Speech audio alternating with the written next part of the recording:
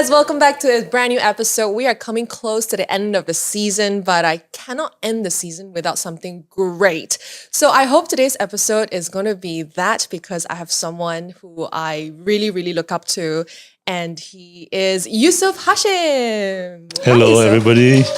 Yeah, such an honor to have you here, by the way. Thank you. Okay, so I have so many questions, but I'm going to just start off with, do you remember how we met? Oh, that was maybe a decade ago. Okay, maybe not that far out. Maybe 8 years, close to 8 years. About that, yeah. I think you were the anchor for a Samsung video that I was a judge in. Photography competition. Photography competition. Yes, I was a judge, and you were the anchor, and you were doing the video for Samsung that time, I think. That's right. I was hosting for the brand, and you were one of the judges. And I remember you really left an impression in me as well. Like until today, I still remember some of the things that you told me. And then I realized there was one day, I think I stumbled upon your Facebook. We are friends on Facebook, so I follow your stuff from time to time. And I see how you travel around the world. And, you know, sometimes your post just puts a smile on my face. Like you have always been at the back of my head. And there was one day I was listening to this podcast with Jane Fonda. Do you know Jane Fonda? Yes. Right? Yes. And she was on this podcast. And I realized, oh my gosh, I learned so much from that hour just listening to her stories. And she is someone who's living in her third act in life. And I thought, you know what? I want to do that for my podcast too. Like I want to talk to someone who has truly lived life. And you came to mind. So then I dropped you a message on Facebook. And I said yes. Yes, thank you for saying yes, because I wasn't sure if you're going to say yes. I would have been okay even if you said no, I understand. But yeah, thank you for saying yes, for being here today with us. Yeah, okay. That's how we met, okay? So Yusuf, could you tell us about your childhood? This is something that I ask all my guests, but I feel like for you, you have to go way back in time. So that was a long time ago. I'm 78, and I'm not ashamed to say that. In fact, I'm proud to say that. Love it. 15 grandkids, so childhood seems so far away. Yeah. But I was born in Taiping and grew up in Kuala Kangsar, went to school in Kuala Kangsar till Form 3. And in Form 3, there was a recruitment team from the Royal Military College. They came to find people who'd like to join the military college. Right. So they had a assessment. I think 150 of my form mates went for the interview, and thank God I was the only one that was selected. Oh, you have to be interviewed to enter a military college. That was the first level. The recruiters come to all the schools in Malaysia, and they choose 2 or 3 or 1 from each school. And then after that, they take you to the camp in Sungai Bizi. And there you are interviewed together with all the representatives from the schools throughout Malaysia, maybe about 1,500, and they take about 26. So thank God I was one of the 26. What was life like in the military college? I think we lived by the bell. Everything was done by the bell. We wake up on the bell. We go for breakfast on the bell. And then we go for lunch on the bell. At 2 p.m., there was a bell to compel us to go to bed as a rest period. 2 p.m.? 2 p.m. And then at 3 p.m., there was another bell that woke us up to go and run down to the field for our, sporting activities, hockey, athletics, whatever, you like to do. And sometimes there were appeals for blood. And on the way down to play your football or hockey or whatever, we stopped by the clinic, gave our blood 1 pint, and then after that go on to play basketball or volleyball or whatever it is. And you don't get to say no or yes. You just follow. No, I think it was actually, in my mind, an honor to be able to contribute something from yourself to help save another person's life. Yeah. So I'm proud to say that up to now, I've given 32 times blood, so I'm none the worse for it. Wow, love that. And at what point, now I know you were also the CEO of Shell, is that correct? And how long were you in Shell? Well, immediately after military college, Yeah. you had a choice. You can either go into military service Right. or you can go into university. I got a scholarship. Actually, I applied to join MSA at that time. I don't think you remember. MSA was the precursor to MAS and SIA. So it was Malaysia, Singapore Airlines. So I got accepted to be trained as a pilot. Wow. And then on the verge of going to Perth in Scotland for training, I also got a scholarship to join university. And my mother, bless her soul, said to me, why do you want to become a pilot? Do you not know that a pilot is nothing more than a bus driver in the air? That's what my mother told me. So being the filial son, I said, okay, I will, follow your wishes, wanting me to go to university. And she says, you can fly after you've got a degree. Okay. So I went to university to MU, and I graduated with an economics degree. And I joined Shell. And when I was posted to Kuantan as the area manager, I started the Kuantan Flying Club. Wow. We got the Air Force pilots to teach us, and I was the first student that got my pilot's wings from my club that I started. You got to do it anyway at the end of the day. Yeah, so I became a pilot. I'm still a pilot, private pilot, and I fly for fun occasionally. You still do today? Yes, I do, but not as much. These days it's more parasailing, paramotoring, that's a bit better or a bit more exciting than just flying a plane. Well, I didn't know you were a pilot as well, Yusuf. Oh, yeah.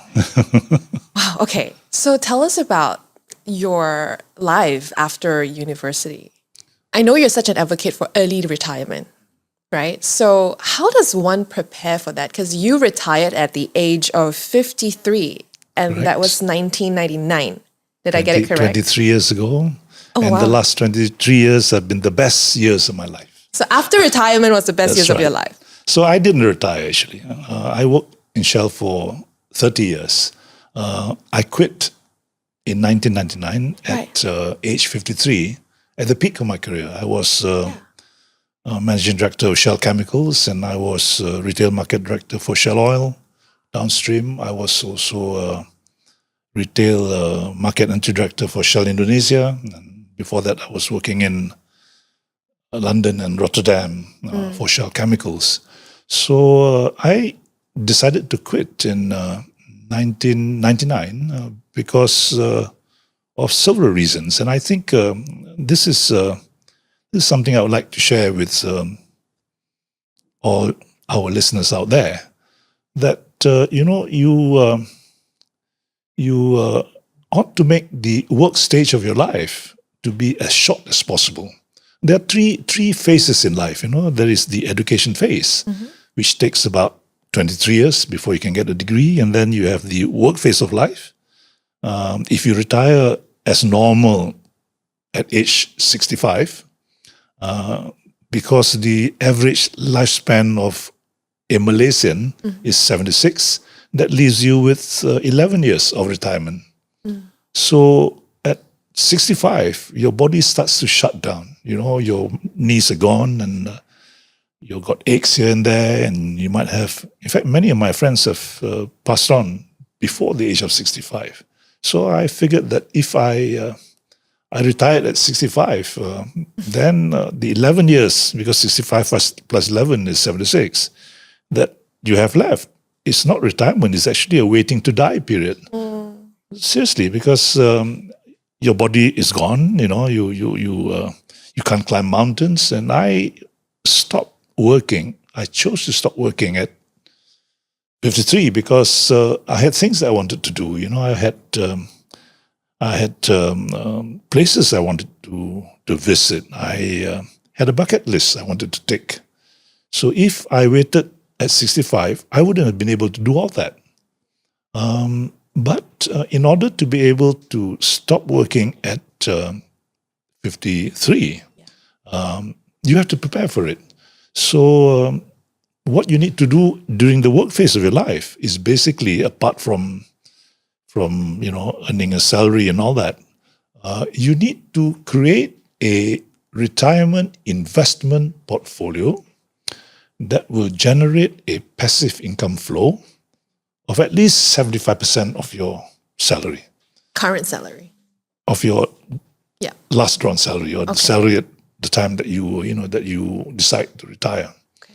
So once you have that, you should stop working, because at when you stop working, you ought to have finished all your debts. You shouldn't have any debts, so you don't need 100%. The salary that you have, you don't need that kind of income every month. So if you have 75 and your kids are all grown and gone, then you can quite safely retire. So I retired when I was 53, because the year before that, my last daughter graduated. So I had no debts. All the mortgage for the house and all that were already settled. And I had a passive income flow that was more than 80% of my salary. So you need to, during the work phase of your life, you need to postpone consumption. You need to save, to accumulate capital, so that with capital you can then invest, and investment can then yield a certain flow of income. So try to make your objective to create a passive flow of income that is equivalent to at least about 75% of your salary. Then you can stop working. The other thing is, for you young people out there, Yes, us. because it takes 23 years to put a child through university before you graduate. So imagine if you have a child at the age of 40. Yeah, if you marry a man that is age 40, and you have your first child when he's 40, so at 23, it'll be 63.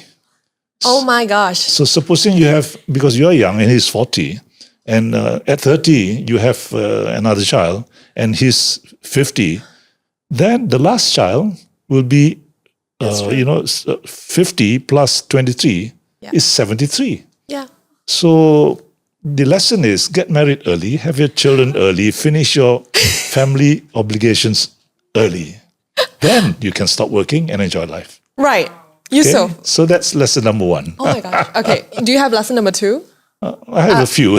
Please go ahead. I do not want to interrupt. Go ahead. No, it's okay. So the objective of your work phase of life, the objective, the thing you ought to be doing there is to try and shorten the work phase of life. So if you have 76 years, 23 years, which is about 23 over 76, maybe about 30% of your life is spent on getting an education. But if you spend 42 years of your life, because if you retire at 65, that'll be 42 years. Yeah. That'll be about 50% of your life working, which means 11 years for retirement. That's about 15%. Yeah. So the aim should be to shorten the work phase and lengthen I wouldn't say the retirement phase. I would say the fun phase of life. Oh. See, you have 2 lives, Do we? Yes, you have 2 lives. But your second life will only begin when you realize you have just 1 life. You have 2 lives. Your second life will begin only when you realize you have just 1 life. I have. But, many people, millionaires, billionaires, and the self-employed doctors, lawyers, what they do is that they work and they work and they work and they never retire. Yes, I hear that a lot.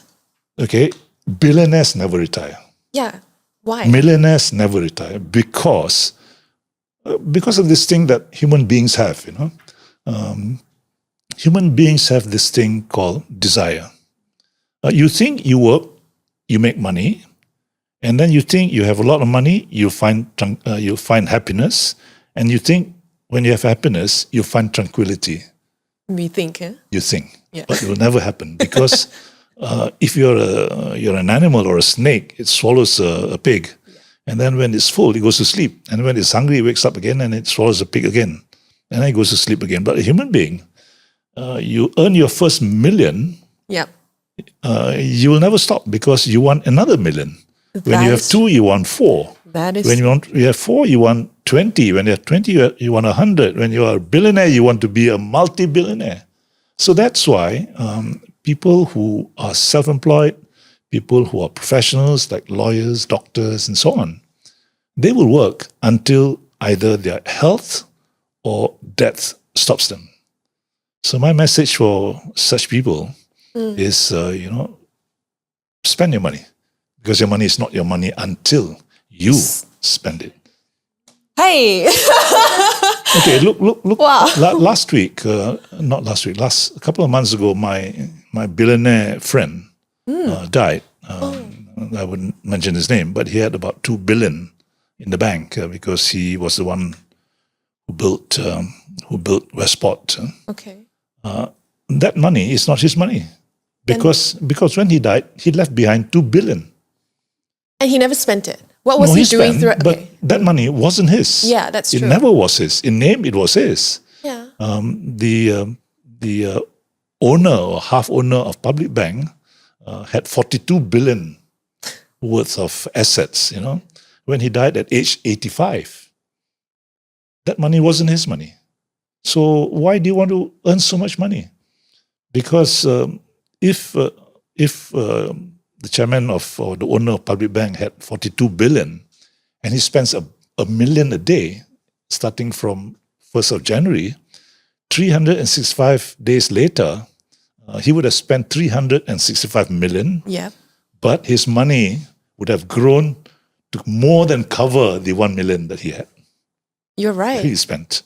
You're absolutely So right. why do you need so much money? So how much money do we need? Okay, look at it this way. If you spend 1,000 ringgit a day, I mean, we don't talk in millions. Yeah. 1 year, Yeah. you will spend 365,000. Yes. So if you have 1 million, you can spend 1,000 a day Yeah. for 3 years. Yeah. Yeah. So While what- also what- earning what- money at the yeah, same time. Yeah. So you don't need so much. So if you spend only 500 a day, that doubles to 6 years. So if you have 1 million, you can live 6 years spending 500 a day. But then again, this is at what point? Because earlier on you mentioned that, while you're working, especially in your early years of your work days, your work season, your work life, you should start having or investing in your retirement Yeah. plan. So Yes. how do we strike that balance, especially for us youngsters? Okay. For a start, you should stop conspicuous consumption. Define that. Conspicuous consumption is drinking high bucks coffee at 17 ringgit a cup, buying Gucci handbags and branded clothes and so on. Yeah. So imagine you drink 2 cups of high bucks High bucks. coffee, high bucks coffee at 17 ringgit per cup, and then you multiply by 2 because you drink 2 a Yeah. week. That's 34. And there are 52 weeks a year. Yeah. Okay, 52 multiplied by 34, by 2, you'll get 108, Okay. 104 cups. Okay. Multiplied by 17 ringgit per cup, that'll give you 1,768, I think, or thereabouts. Yeah. Okay, now the power of compounding. Yeah. If you take that 1,768 and you invest and you get a return of 20% a year, Yeah. and the next year you compound it and you compound it again. I've done the calculations. You can pull out the Excel spreadsheet and do it. So 1,768 ringgit, which is the cost of 104 cups of high bucks coffee, okay, compounded at 20% per year for 30 years will yield an amount of money equivalent to 490,000 ringgit. So next time you drink a cup of high bucks coffee, yeah, I love the this. present value of that cup is wow. 490,000 divided by 104. It's 4,090 ringgit per cup. So next time you drink, lick every drop. Because it's 4,000. Yeah. The present value of that cup is 4,000. Present value. Wow. I never thought about it that way. Okay, now I'll give you another example Sure. to show you what it means to know how to invest. When I retired, sorry, I didn't retire. I quit. I love that. Yes, you quit. When I quit, December 1999, Apple stocks on Nasdaq was about 87 cents. If you had invested that 1768 ringgit that you saved from not drinking Highbucks coffee for 1 year, you could have bought 87 cents divided by, by the way, at that time, I think the Malaysian ringgit was pegged to the US dollar at 3.8. No way. So you would have got about 530 odd Apple stocks. So because of splits and bonuses and so on, last week, the price of Apple was 175 US dollars. But your 500 odd shares of Apple would have expanded because of splits and bonuses and all that to about maybe, I think about 50, 60,000 shares. Now, multiply 50,000 shares of Apple today or yesterday by 175 US dollars by 4.75, you would have got 50 million ringgit. Guys. No So way. why are you drinking Highbucks coffee? Yeah. Wow, Yusuf, you have given us so much to think about, honestly. But how early? Like, I want to know, how early did you start preparing for your the day you quit? How early on? All the time, because All the time. my major is economics. Yeah. So, for example, if you had bought a shop house in USJ, for example, Okay. 30 years ago, when I bought one, Wow. it was about 800,000, Yeah. So it was a 4-story shop house in USJ. So today, that would be worth about 7 million. No way. Yes. No way. Come on. And the rental for a 4-story shop house in USJ is 30,000. So if you had bought that shop house at 800,000, today you'd have an income of Passive income. 30,000. Passive income. That's just one shop house. You know what? That's the question that a lot of people are asking me, because I did put up a question poll yesterday. Like, how are you affording the lifestyle you have today without working? So now we know. Guys, stop buying your Highbucks and good chore. Okay. I said 1768, which was the cost of The high. the Highbucks coffee. Supposing you hadn't bought your Produa Kancil, Okay. 35,000 ringgit in December 1999 when I stopped working, and you invested that into Apple shares, you would have got about 10,500 something Apple shares at 87 cents. Then, at the same rate of multiplication or expanding of the number of shares by stock splits and so on, this week you would have had nearly 1 point something million shares of Apple. You multiply that by $175 times 4.75. Take a guess how much. My math is so bad. I will tell you. Yes, please tell me. 980 million. Just 200 million short of being a billionaire. So, where have you been all your life? Busy working. No, drinking Highbucks coffee. Okay. So today, you see, today, if you look around, what would you want to invest in that would yield you an income when you retire or you stop working in 20 odd years? Look around you. Look around me. Yeah. What is on the horizon today that is likely to be another Apple? Electric cars. Yes. What powers electric cars? From batteries. Right. So, why aren't you investing in the manufacturers of batteries? Better still, in another way, why not invest in the miners who mine lithium or nickel, which is the stuff that makes that battery is made of. Do you know that in Australia today, these days, there is a big battle among companies trying to buy up the biggest miner of nickel in Australia. So why don't you join in? I will start doing my research after today, for sure. But thank you for that very, very valuable I think insight. you need another bit of advice. Yes, we do. Spend a couple of $1,000s in a ringgit and enroll yourself into a value investment course. Like a course. Okay. 4 or 5 days, there's some people doing these courses that will teach you how to invest, what to look for, and how to identify stocks that have a good potential of becoming, stars. Yeah.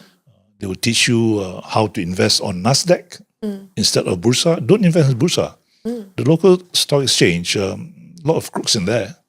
That's one. Number two is that the free float of shares on our Malaysian stock market is so small, and there's a big amount out there being manipulated by the owners of the company.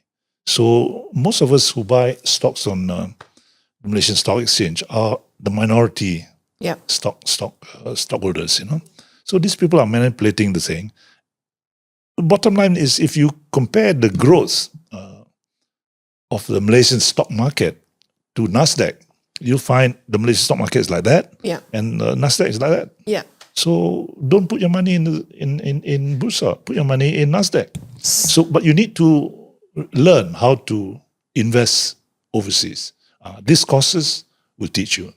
We were lucky because Shell is a very human centered organization. Those days, not anymore. They about 5 to 10 years before you retire, they put you through a retirement course to prepare you for retirement, to tell you or to guide you on how to manage your money and how to invest and so on. So since your company will not put you through such a course, so I'd advise you to go enroll yourself into a value investment course that teaches you how to identify shares that has a potential of growing over time, and what to look for. Okay. And then they would tell you who are the stockbrokers in Kuala Lumpur who can help you invest in Nasdaq or the Shanghai Stock Exchange or Tokyo Stock Exchange or anything except Malaysian Bursa. Got it. Wow. So many nuggets of wisdom that I think I may need to go back and re-listen to this episode and take my notes. But Yusuf, you're also a gypsetter? You call yourself a gypsetter? Could you explain to me what that means? Gypsetter is a portmanteau word. Portmanteau is a French word. Those days, we had leather bags that were in two parts. That you put them together. So there are two parts. So portmanteau, a portmanteau word is a word that is made up of two words. For example, Brexit. Right. Britain and exit. Yes. It's a portmanteau word. Brunch. Breakfast and lunch. Yes. So gypsetter is a portmanteau word that comprises the word gypsy plus jet setter. So a gypsetter is someone who likes the nomadic life of the gypsy. That he will be very comfortable living like a gypsy or visiting places where nobody else goes, and going onto the fringes of civilization. But at the same time, he will be equally at home, like a jet setter, dining in 6-star hotels and 5-star Michelin restaurants. So the combination is somebody who can, a gypsetter is somebody who likes the nomadic kind of life. But also he likes to experience new things. He likes to travel. He has got no ties to anything, and he can live a luxurious life, and he'll be equally at home at the Ritz or the Carlton, or in London, and he can also be at home in a hut made of cow dung Yeah. in the underbelly of Ethiopia. So that's what a gypsetter is. I love that. And as of today, you've traveled to more than 150 countries around the world. Is that correct? Or have Slightly correct. slightly correct. So what is the correct number? I have driven You've driven. to more than 100 countries around the world. What? Wait a okay. What? How? Well, I've driven from London to Malaysia a couple of times. How I've long did that take? About 3 months each time. Whoa, whoa, whoa, whoa, whoa, whoa! I've not heard of anyone driving from London to Malaysia. Okay, I've driven from Istanbul to Kuala Lumpur maybe 3 times. One weekend we were having coffee, Mamak shop, 50 cents a cup, not 17 ringgit. We were having coffee, and then my friend said, hey, let's go and drive to India. So I said, when? He says, let's go next week. So we tried to make it next week. But there were things that needed to be done. We had to prepare our cars. And so a month later, we drove to India. And how long did that take? About 45 days. Okay, could you give us? Well, Sure. you get into your car, and then you drive from here. You cross the border at Bukit Kayu Hitam. You cross Thailand into a place called Mojang, which is on the not Mojang, Vientiane, which is on the border between Thailand and Laos. And then from Laos, you drive across Laos to Mojang, which is on the border between China and Laos.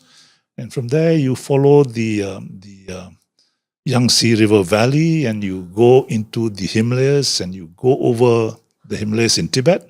You come down through Nepal, and then from Nepal, you come down to Delhi. Any Buddhist here?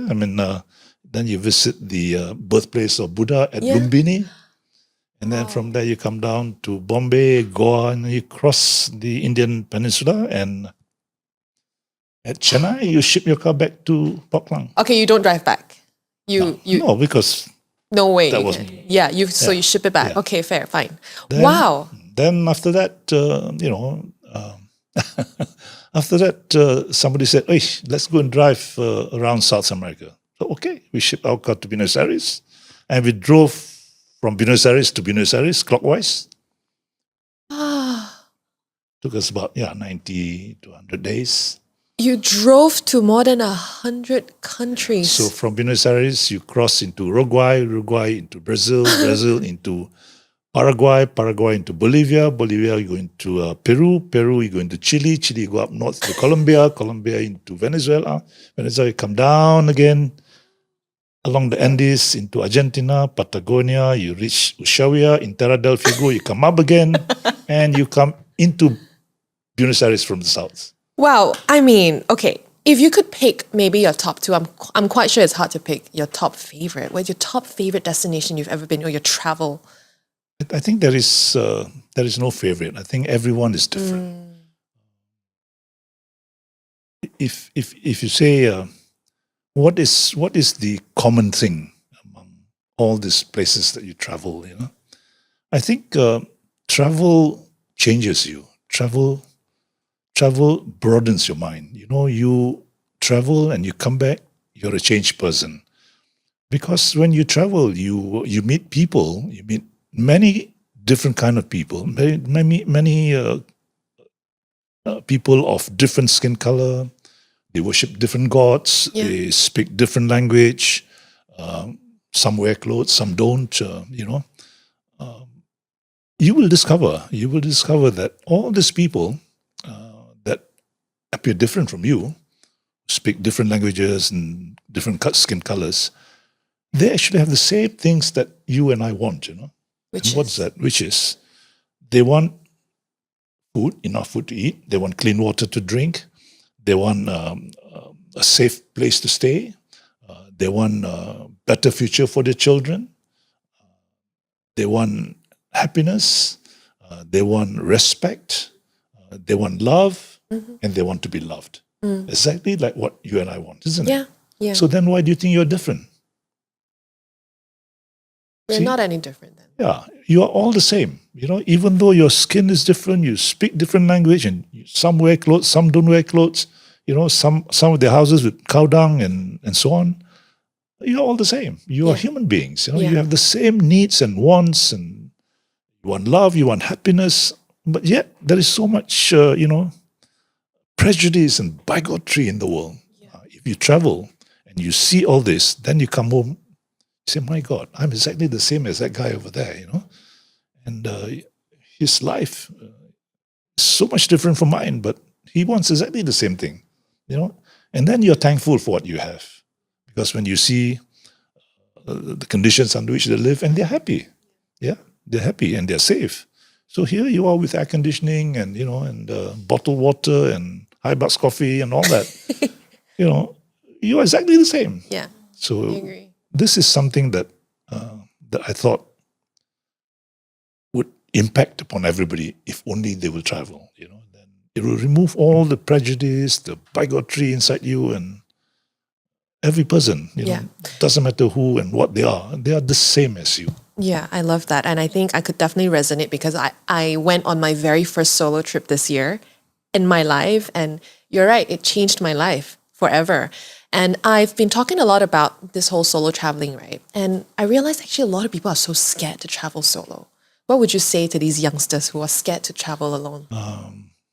First of all, you must get into your mind that death can come anytime. Yeah, driving back home from this interview, who knows? You might go. So the only thing that I'm praying for is that I don't fear death. It can happen anywhere. The only thing I'm praying for is that when I die, it will not be a painful death. But otherwise, you will go one day. So why are you so afraid? You go and travel. But traveling solo, I would not want to do that because I tried. Initially, I did try. Right at this moment, traveling solo, you need a different kind of mentality. At this point in time, my friend is on a solo trip around the world, sailing a tiny boat. I think yesterday. Like right now? Right now, Right yes. now. Today, right now, he's off the coast of South Africa, Okay. where he will stop and he will park the boat there, and then he'll fly home and rest for a bit, and then he will go again. He's alone. You need some kind of nut to be able to do that. I'm a nut then. No. But if you are traveling with friends, and right at this moment, my friends Thomas Fu and Muhammad Asay and about 15 other of them are on their way from here to Tibet in a convoy of about 12 cars. Yeah.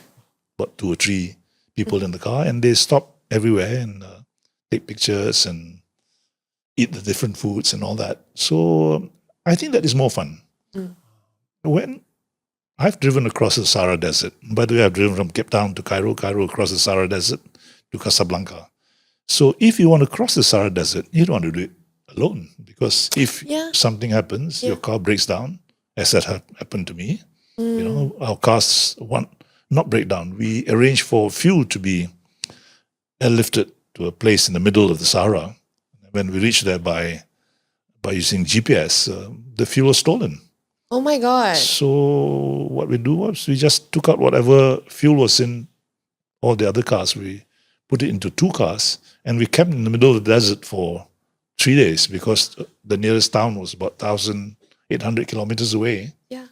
Then those 2 cars went out and brought back 6 drums so that we can continue on our way. So imagine if you're traveling solo. Of course, I guess that's a bit of an extreme to go Sahara Desert by yourself. Like, I probably wouldn't do that, but I get where you're coming from. But there are people who are doing that. Right at this moment, there's another Malay lady who's riding a bike solo. Last I heard that she was somewhere in Turkmenistan or something. Wow. So like Yusuf, like for yourself, you don't enjoy solo travel. It's compared to solo, meaning there are 2 definitions of solo. Solo is when you go alone. Okay. Solo is when you go without your partner or your wife, Right. My wife joins me whenever she can Yes. in those adventures which are not so extreme, which are not so physical, because like if you want to climb or hike or trek to the Everest base camp, Yes. the Annapurna base camp, or the Mount Fitzroy base camp, or to Kilimanjaro base camp, or if you want to climb up Africa's most active volcano, which is Erta Ale, those kind of things, maybe she will not be able to do it. Yeah. So those kind of things, you just go with the men. Right. But 3 weeks from today, she's joining me to sail to Antarctica Yes. for the 4th time for her and for the 7th time for me. Amazing. Can you please tell us a little bit about that? I've never been to that part of the world, and you've been there, what, 7 times? Give or take. Give or take, sure. Like, I've only been to 1 time. So tell us, what is it like to travel to Antarctica? Like, how do you even get there? I know where it is on the globe, Well, but I don't know how to get there. You fly to Ushuaia, which is at the southernmost tip of South America in Terra del Fuego. And from there you board the ship and you cross the Drake Passage, which is the world's most vicious sea. Sometimes waves can go up to 20, 30 meters. And then once you get to the Antarctica Peninsula, which is the tip of Antarctica, then you'll be sailing quite close to the coast. Yes. And the southern Shetland Islands, which is a row of islands, will protect you from the rough sea. So when you're there, you're sailing along the coast, and you stop the ship or anywhere that you want to go, every day in fact, and then you take the Zodiac, which is one of those inflatable boats, and you go ashore and then you go trekking, and then you go and see penguins, you go and see the different kind of birds, you go and see the landscape, and you hike up. I see mountains, and you can then camp on the ice if you like. Have you seen a polar bear? Polar bear, by the way, is not in Antarctica. Oh, sorry. There are no polar bears in Antarctica. They only occur they can only be found in the Arctic. And there are no penguins in the Arctic. Oh. Penguins can only be found in Antarctica. See, I didn't know that. So much more to learn. If you want to go to polar bear, then you have to take many ways of doing that. One of the ways is to charter a small ship. With 10 friends, I chartered a 100-year-old wooden sailing boat, and we sailed to Greenland to go and look for polar bears. Wow. Then when my wife wanted to come, then I arranged for another boat, a barkentine sailing boat that can take about 20 people. We sailed from Svalbard around the island towards the North Pole, and we got stopped by pack ice about 900 kilometers from the North Pole. Yeah. But along the way, you can see polar bears. Polar bears hunt for seals, Yes. which is their favorite prey, or the Yes. only prey, on the floating ice. Yeah. So 47, yes. We celebrated, my wife and I, our 47th wedding anniversary on a piece of floating ice at 82 degrees north. I love that. So we were there taking pictures and all that. And what, 15 or 20 other friends there as well. And suddenly the captain rang the horn and said, asked us to hurry up, come on board. Why? Because polar bear was coming, and he thought we were his lunch. Oh my God! That would have been bad, like disastrous. Yeah, so we went up. So then I think last 3 years ago, just before COVID, we celebrated our golden wedding anniversary. Which is? On the ship Okay. while crossing Drake Passage. So my friends and the crew, Yeah. the ship, put up a nice dinner with all this singing and all that. But my dear wife was flat out on the bed with seasickness. Oh no. So we celebrated our 50th, our golden wedding anniversary Wow. on Drake Passage. And she was flat out. I would love to kind of dive into your relationship for a bit, if you don't mind sharing. Yeah, sure. I think 50 years, married for 50 years. 53. 53. Oh, wow. Okay. And this year will be 54. Amazing. And we'll be celebrating our 54th anniversary in Antarctica. Happy Because I anniversary. will go there on the 14th of December. Happy anniversary. What is the secret to being married, happily married for 54 years? I don't know. I think something to do with my wife. I don't know how it happened, but I'm glad I lasted, or we lasted, so long. And I have no secrets. I think marriage is a partnership. I think modern marriages, it's so unfortunate that both husband and wife works, because I think in the overall scheme of things, when you get married, somebody has got to go out there and get the food and make the bread. Yeah. get the bread. Somebody has got to raise the children, raise them into proper kids with proper values, proper morality and whatnot. So you need that, and I think modern marriages break because of this. Both sides, the man and the woman, wants to work, and they have kids, and the kids, they either get a maid or they put it into a daycare place. That's why your kids are being raised on on a smartphone, iPad. watching iPad and cartoons and all that. So I was lucky that when we got married, we agreed that your place is to look after the home, and also at Shell we were posted all over the place. I was transferred all over the place, and even to UK and all that. So we need to have somebody in the house to look after the kids and make sure that they grow up well balanced. So I think that's one secret. But then again, there is a downside there, because it takes 23 years for a child to grow up. So your life, if you, this is some of the things that I speak about on my frequent talks, all over the place. Life is a series of passages, that in your 40s, which I call the fall-on 40s or the roaring 40s, women who give up their career to have children, when they're age 40, and let's say they have a child at age 20 when they get married, women about 20, 22, 23, they get married. So 23 years plus 20 is 43. Yeah. So at 43, your child will be out, or at 20 to world. go to university and all that. So if you have given up your life to look after the child and you're at home, in your 40s, you'll get what I would call a midlife crisis, a crisis of value. You reassess yourself now that the kids have gone. And then you suffer what I call the empty nest syndrome. We have a huge house with 7 rooms, one each for the kids. And today is empty.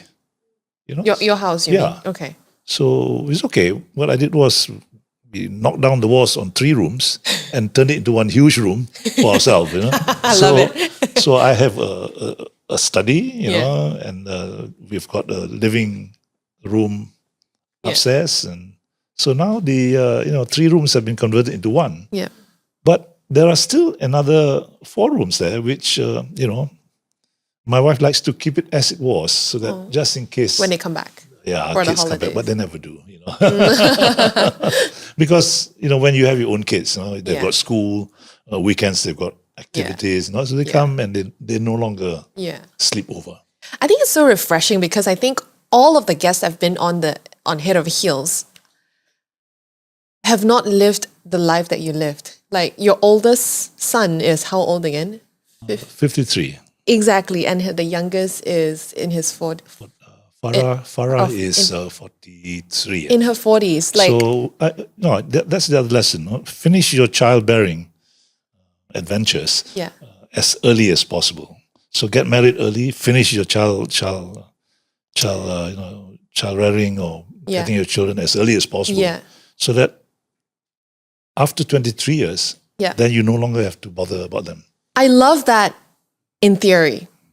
But in today's Yeah. era, like the kids these days, okay, we call it, there's this thing called the hookup culture, situationships, and people, get out of relationships, get out of marriages so early in their relationships. And I don't think I know anyone who's been married for 50 plus years apart from you right now.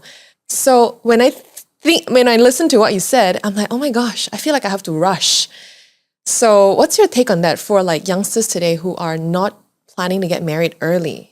Because I don't think we are that generation who are doing something different. You have different. a choice. You make your own choice, and you do what you think is best for yourself. But if you look at life, you can divide your life. If the average lifespan of a Malaysian is 76, okay. so you have 7 decades of life.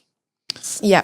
So you might not realize it, but every decade of your life is actually quite similar to the decade of life of the same age, of the same decade of another person. There are many characteristics which are very, very similar.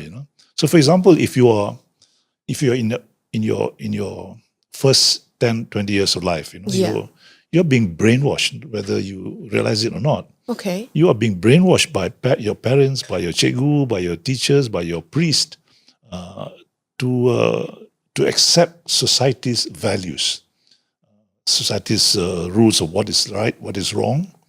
They're trying to turn you into a self-regulating adult.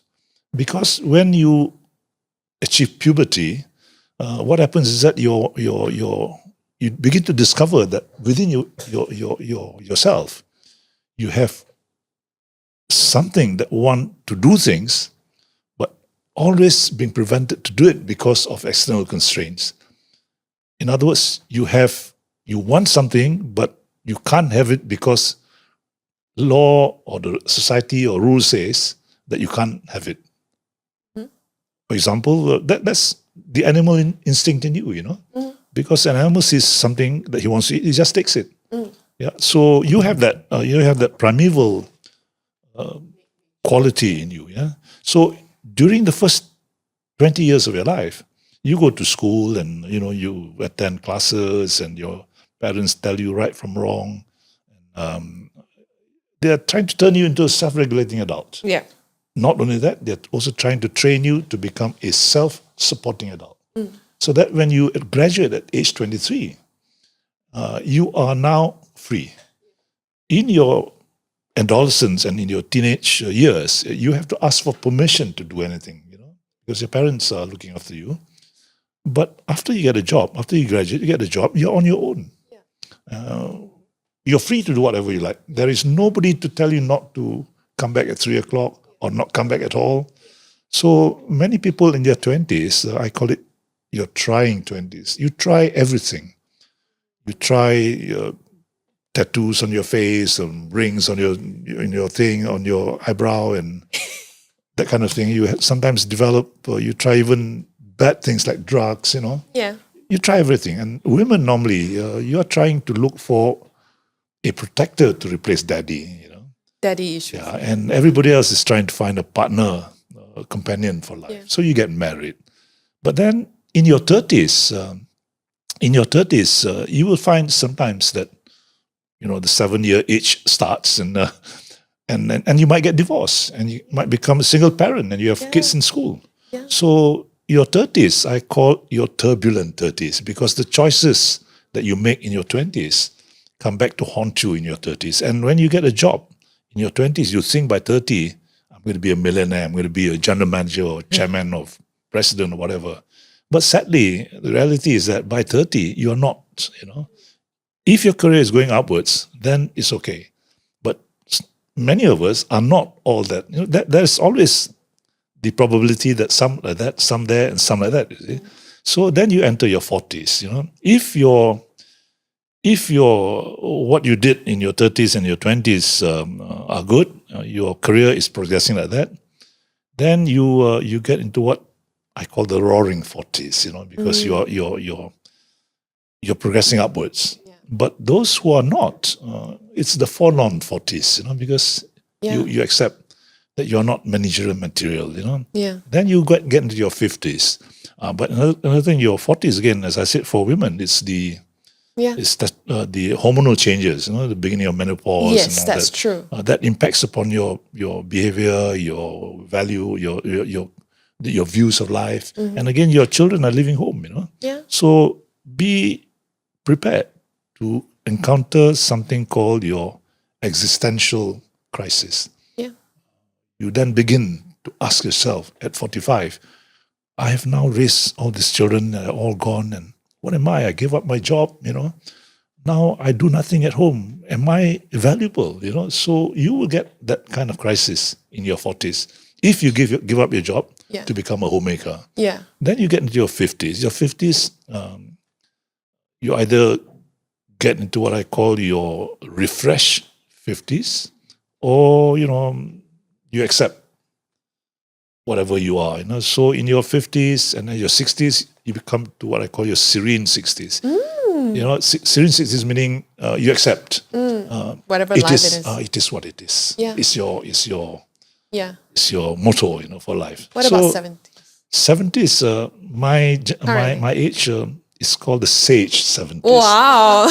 Because you've lived through life. Yeah. You think you know it all, so you Yeah. dispense wisdom for free. Oh, thank like you. what I'm doing now. Well, you know what? As you grow older, the one thing that we can't avoid is death. And I am someone who is so afraid of death. Every time, sometimes at night when I close my eyes and I think about death, like I just jerk out of bed, in cold sweats and all that stuff. Do you fear death, Yusuf? No.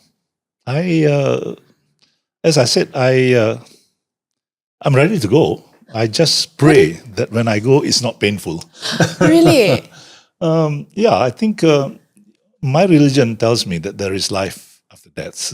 And we shouldn't be, I shouldn't be talking about what I think about death. But I think it's going to be another adventure. Wow. I need to have that mindset. I think that I would be able to live life It's so something differently. that's going to be, I'm looking forward to see what's on the other side, because I've never met anybody who's gone there and come back and told Tell us you the what story, it's right? like. Yeah, but my religion Yeah. tells me what it is. Yeah. So I think it shouldn't matter, because so long as you, in your life, you follow some basic principles, honor, honesty, integrity, fear of God, those kind of basic things. And if you follow that, and I think whatever it is, when you go on the other side, you'll be okay. Yeah, I You'll be agree. okay, yeah. I also remember you posting about some of your friends, like you mentioned earlier, like some of your high school friends are no longer around. How does that make you feel, seeing Yeah. them go? I don't know, because I have 7 brothers and sisters. Yeah. I was the youngest, and all of them are gone, except for one sister. She's 90. Oh, wow. She's blind from glaucoma, and she's quite deaf. Mm. So she's still around, but difficult to communicate, Yeah. because she can't hear and she can't see. So the older you live, the more you see people that you love pass away. Yeah. So imagine if you can live 500 years, and lifespan of everybody is about 70, 80, 100, you are going to see 5 generations of your loved ones Go. go. Yeah. The worst thing for somebody is to see his own child, Oh die my before him. I've got aunties. 3 of her children passed away, and she's still alive. So can you imagine how terrible it is? I've got 26 classmates. We Yeah. have got a WhatsApp group. 14 are gone. Only 12 gosh. is remain. And last year, I'm the admin of the group. I made everybody an admin. Yeah, yeah. So because the last admin, when he passed away, Habibur, bless his soul, nobody could change anything Oh, or no. add new one or change or whatever. Yeah, yeah, yeah. So I started a new group, and this time I put everybody as admin. So now the joke amongst us is to see who is going to be last man standing. Who is going to close this wag? Wow. I never have. I mean, I'm not there yet, but like to hear your stories, I don't know how to process this feeling. Like your approach is so lighthearted. Like you can still laugh about it. Meanwhile, here I am, like so afraid of that. Like no, Don't. But yeah, thank you for that reassurance. The thing that you as a young person must do. Most of you, I think your viewers, probably in their 30s and 20 something, 30s. Okay, the main thing that you need to try and focus on is to live a few years of your life in such a way that will enable you to live the rest of your life like most people can't. Live a few years of your life like many people won't, so that in the future, in the near future, you can live many more years of your life like most people can't. In other words, you save, accumulate capital, don't consume conspicuous consumption, accumulate capital, invest, focus on that. Because if you look at your day yesterday was Monday? Sunday. Monday. Okay, Monday. Sunday. Today is Sunday. Monday. Okay, look at today. Your pattern of life today, your 24-hour clock. You can see you spend 7 hours sleeping, and then you get up in the morning, you go to work, and then you come back from work, and then you probably have some kind of a dinner and all that. You come back, go back home, and you sleep again. Day after tomorrow, your pattern is still the same. And day after tomorrow and after tomorrow is still the same. You must get out of that routine, you must get out of that routine and focus, because you are the CEO and MD of your life, your own life. Manage your life. Manage your life and focus time and effort on creating this thing that I call the retirement, the RIP, the retirement investment portfolio. I love it. That will generate a PIF, which is passive income flow, that is equal to at least 75% of your LDR. LDR, which is your last drawn salary.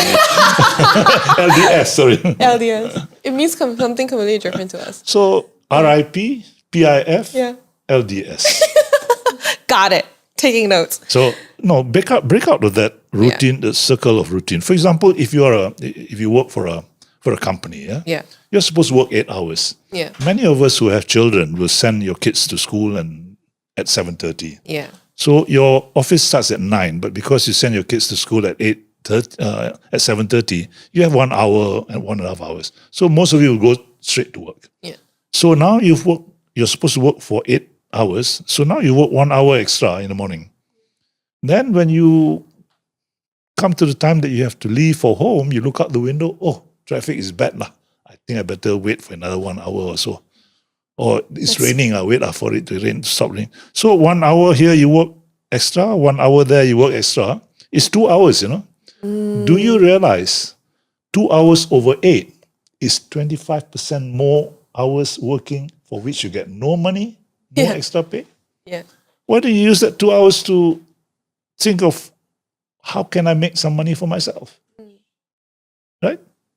25% more hours that you work for the company, but they never give you 25% more pay.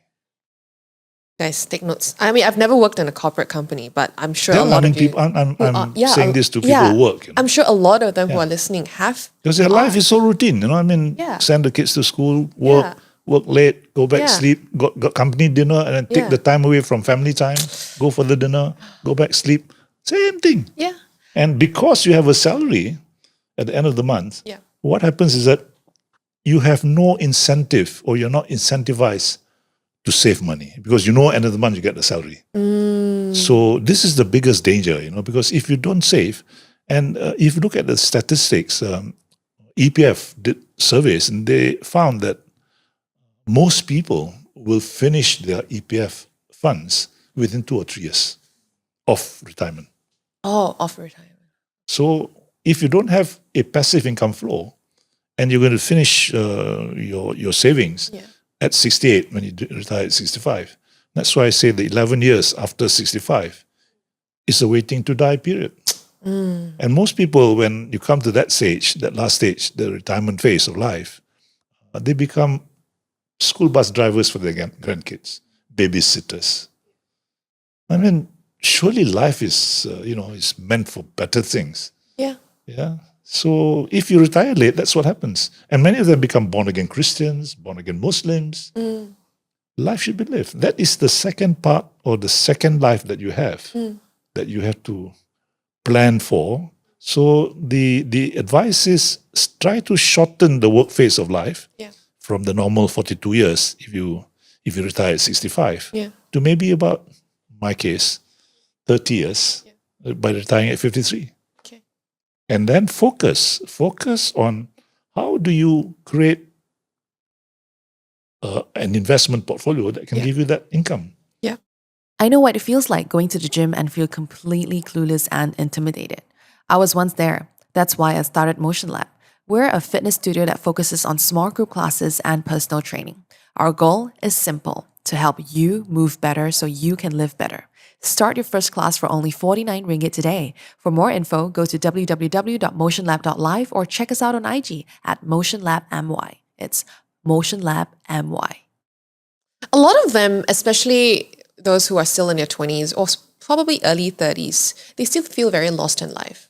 Like, I don't know what to do in life. I want to switch career, but I'm too scared that, it may not work out and have to start all over again.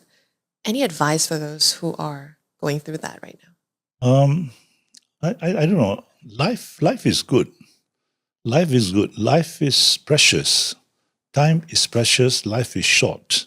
You have to live life. You just shouldn't just exist, because what you're doing by being so stuck in your comfort zone, not wanting to go out of your comfort zone, you are actually just existing. You're not living.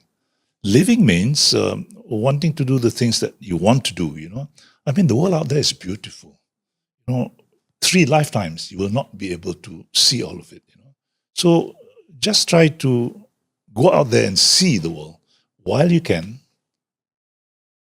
If you can still, while you still have your knees. your knees and your health and all that, So try to focus on that. And also, if you're an employee, I think one of the way in which to get more money is to get off the employee treadmill. You have to start working for yourself, because if you work for a company, they give you a fixed salary. The harder you work, you will not get more money. Right. But if you work for yourself, no matter what it is, you take some risk. Yeah. The harder you work, the more money you can make. Right. And it's all yours. Yeah. And once you have the money, you start a business. You employ people. The harder they work, the more money you have. Yeah. And once you get a lot of money, you don't work, your money works for you. I love that. So get off the employee treadmill if you really want to get rich. Okay. But I think the main thing is actually saving. Yeah, like you mentioned Saving earlier. is the most important thing that you need to you need to focus your mind on. It's very difficult.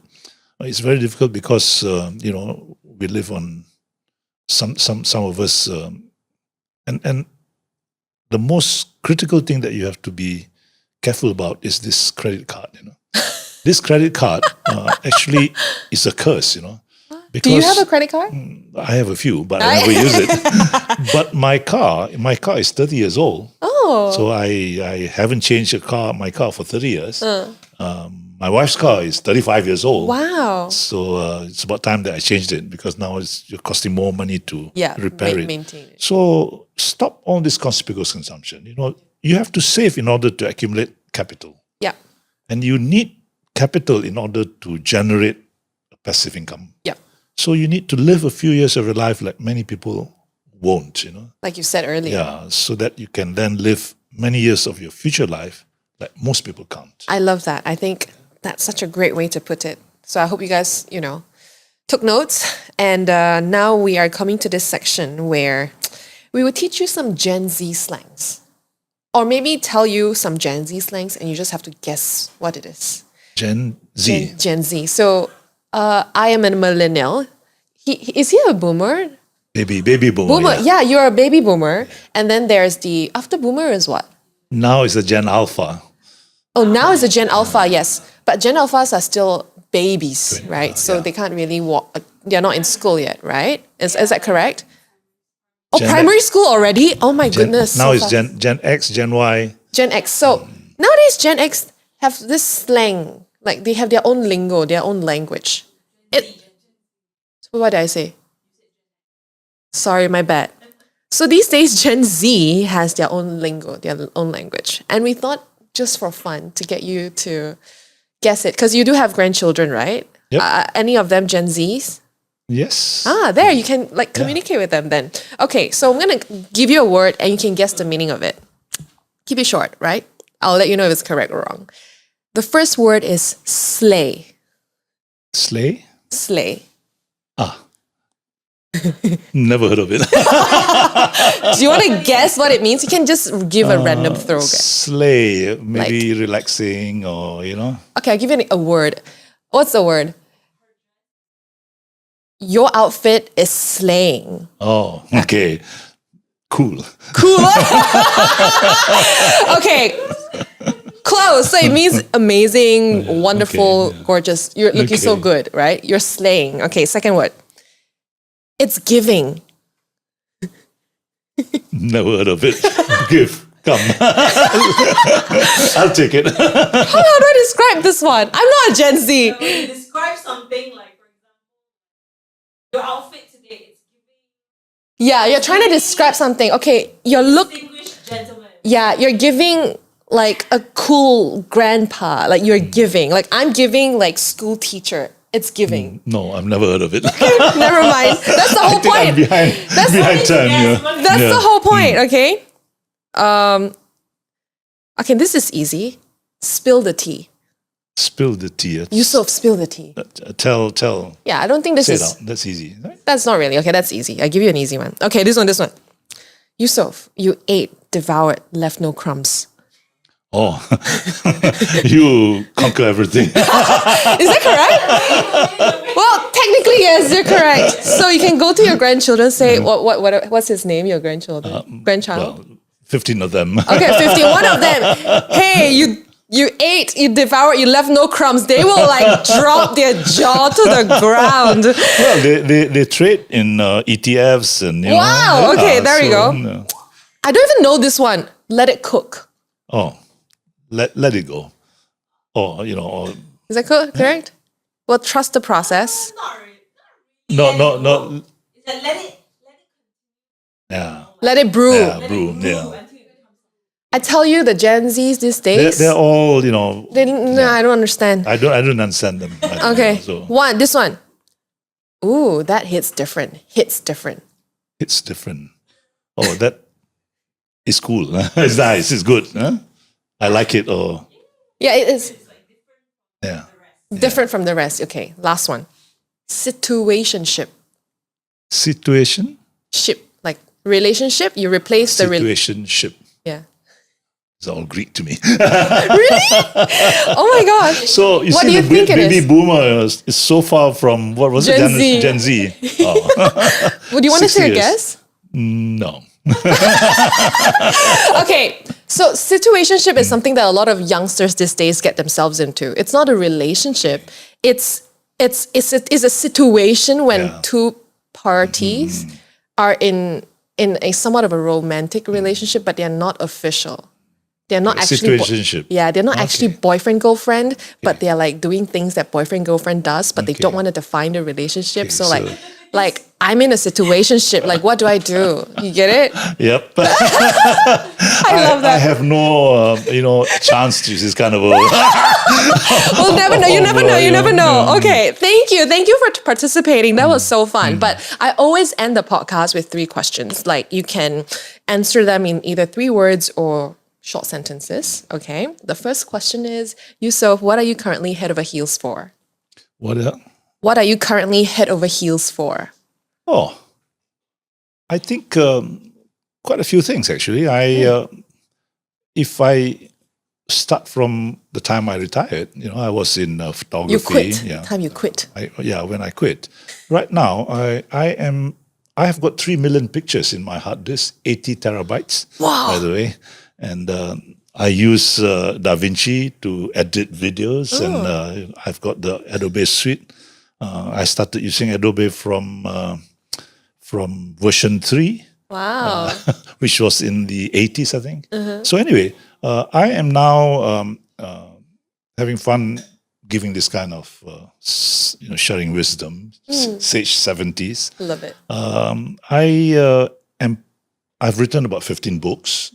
I'm now in the stage of writing about 3 or 4 work in progress.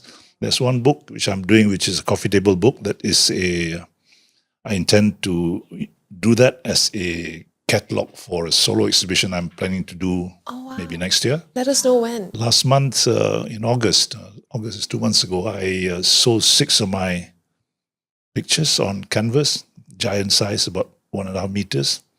Raised 150,000 for Cancer Research Malaysia. Wow. I've got about 300 pictures of breastfeeding mothers from all over the world, Yeah. which I intend to put into a book. Okay. And that book, I will work with the Breastfeeding Association of Malaysia. There was some talk last time, but I put it under wraps for a while. So now that I've got a bit more time, I will finish that thing. So I'm just preparing for my next trip to Antarctica, and also now thinking for the one next year. So if you want to go next year, I'm going. May I join? Yeah, of course. To How Falklands. much do I need? I'll start saving. You see, if you go to any hotels in Europe or the US, Yeah. be prepared to spend about $1,000 a day, isn't it? Yes. Yeah. So on the ship in Antarctica, you've got a 5-star hotel. On the Yeah, ship. you got 5-star meals, and wine is free. Okay. So it costs about $1,000 US a day. So normally, if you go to Antarctica, it's about 12,000 USD. 12 days. Yeah. Okay. Got it. So I think it's worth it. Next year. There's a lot. Yeah, next year in October. Okay. Okay. Yeah, and one in December. Okay. So October is to the Falklands and to South Georgia, and Yeah. December is in Antarctica. I would love to join actually. Like I was. yeah. Okay. Okay. And We'll talk there's a about lot it. of young people, in Really? the trip. So I organize this for my friends. So that's why Okay. I go so many times. Okay. I don't want to go anymore, but But it's different when you go with different people every time. yeah, different people. Yeah. And they say that if you drink iceberg melt, because I'm on this Zodiac and my water bottle is empty, so I put the bottle out where the ice is melting. So I put that and I drink. So they say if you drink iceberg melt, you are condemned to return to Antarctica No wonder. over and over and over again. So don't drink the iceberg melt. Oh my gosh. You know what? I need to interrupt this question for a little bit because when you talked about photos, it reminded me of this one photo that you posted that obviously you took that left an impression on me. It was a picture of the back of a cow and a lady putting her head into the backside of a cow. Do you remember? Do you know Yes, which one I'm talking about? Do you mind yeah, telling me the story, telling us the story? That's why when you when you travel, you see all these kind of strange practices. Yeah. The Mursis, that's a Mursi lady actually. They gauge their wealth by Yeah. cows. So when a cow has a calf, a cow normally produces, let's say, 1 pail of milk. Yes. But when the cow has a calf, it will stop the flow of the milk and give only about half a pail. Okay. Reserving some for the calf. So the Mursis have found that if you blow into the cow's vagina and then you caress the udder and then you milk the cow again, you get the full pail. Does it actually happen? Yeah, I've seen it. That's why I shot the picture and showed it. Her whole head is in her Yeah. vagina. Yeah, but the point is, they do not regard the cow as dirty. They use the Yes. cow urine to wash their face, and when they have these decorations of white thing and paintings and all that, that is ash mixed with fresh cow dung, and so that it will stick. Wow. Do you mind sending us the picture so we can share it with this Yeah, I will. story? Because I think they need I some. can send it to you. Wow. You can go to my Facebook. Okay, you we'll can find see it. I'll find it. Yeah, it's all Wow. there, Okay, cool. Amazing. Wow. Okay. So yeah, that came to my mind. Anyway, the last two questions. The second one, which is something that a lot of people would love to hear from you as well. The best and worst advice you've ever received in your 78 years of your life. Oh, You can pick one of each. I think I never take any advice from anybody. Ooh, that's a good No, advice. that's because my right ear is slightly poor in hearing, so I cannot hear them. What I hear on this side, I tend not to follow. I just do what I think is best for myself. Yeah. So I think that should be the way. People give advice, putting themselves into the situation or the circumstances that you are in. But only you can decide what is appropriate for you. So people give advice with good intentions. Listen, but do your own thing. Love that. Yeah. Last one. 3 words or sentences to describe your life right now. 3 words? Yeah, if you can. You're a great writer. I'm unemployed, unemployable. And Fun I love employed. Fun employed. I love that. Loving it. I'm unemployed, unemployable, and I'm loving it. I love that. Oh, wow. Okay. I think that's it for today's episode. Yusuf, is there anything else you would love to share? One final piece of advice for the youngsters who are listening right now before we call this a day? I think bit of advice, live life. Don't just exist. Live life. Life is short, time is precious. Live life. Don't just exist. Okay. And, for those billionaires out there, spend your money because your money is not your money Until you spend it. till you spend it. When you finish it, what happens? Yeah. Move into your kids' home. Oh my God. I got it all planned out. And that's why you have 4 kids. Yeah, it's one after another. All right, Yusuf, thank you so much for your time today. Thank I you. had such a good time just sitting here listening to your life stories. I really appreciate it. And I hope you can come back for part 2 someday. Yeah, and I Pleasure. would love to join you for your Antarctica trip next Do year. come. Yes, I'll talk to you about it. But yes, with that, like I always say, don't forget to fall head over heels for yourself first and always. And I'll see you guys in the next episode. Bye. Bye.